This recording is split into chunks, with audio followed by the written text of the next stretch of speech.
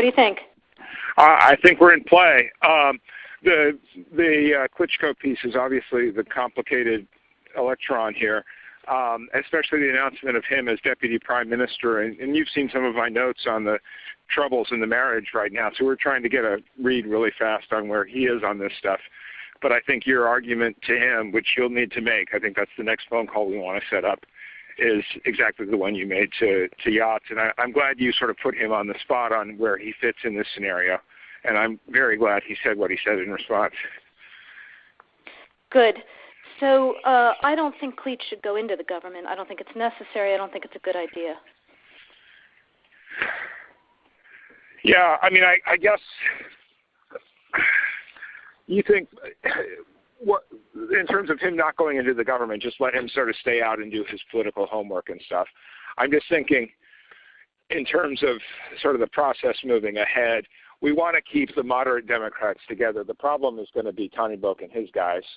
And, I'm sure that's part of what Yanukovych is calculating on all of this.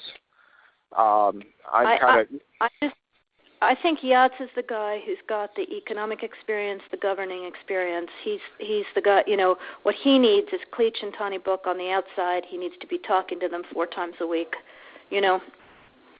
I just think Cleach going in, he's going to be at that level working for Yatsenyuk. It's just not going to work. Yeah, no, I think that's right. Okay, good. Well, do you want us to try to set up a call with him as the next step? My understanding from that call, but you tell me, was that the big three were going into their own meeting, and that Yachts was going to offer in that context a three-way, the 3+1 conversation or 3+2 with you. Is that not how you understood it? No, I mean, that's what he proposed, but I think just knowing the dynamic that's been with them where Klitschko has been the top dog, he's going to take a while to show up for whatever meeting they've got, and he's probably talking to his guys at this point. So I think you reaching out directly to him helps with the personality management among the three, and it gives you also a chance to move fast on all this stuff and put us behind it before they all sit down and he explains why he doesn't like it.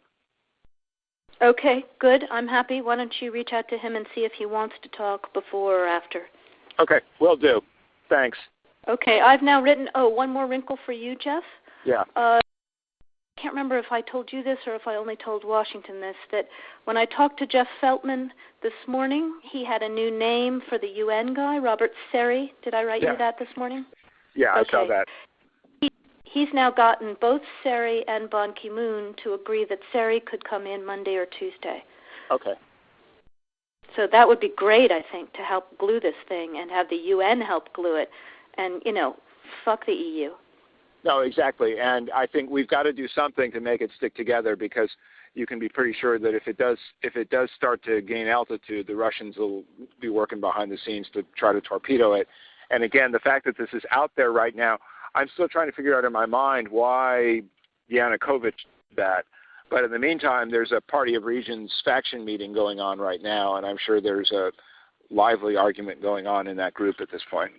But anyway, we could land jelly side up on this one if we move fast. So let me work on Klitschko, and if you can just keep, I think we want to try to get somebody with an international personality to come out here and help to midwife this thing. And then the other issue is some kind of outreach to Yanukovych, but we can probably regroup on that tomorrow as we see how things start to fall into place. So on that piece, Jeff, when I wrote the note, Sullivan's come back to me, VFR, saying you need Biden, and I said probably tomorrow for an attaboy and to get the deets to stick. So okay. Biden's willing. Okay, great. All right. Thanks.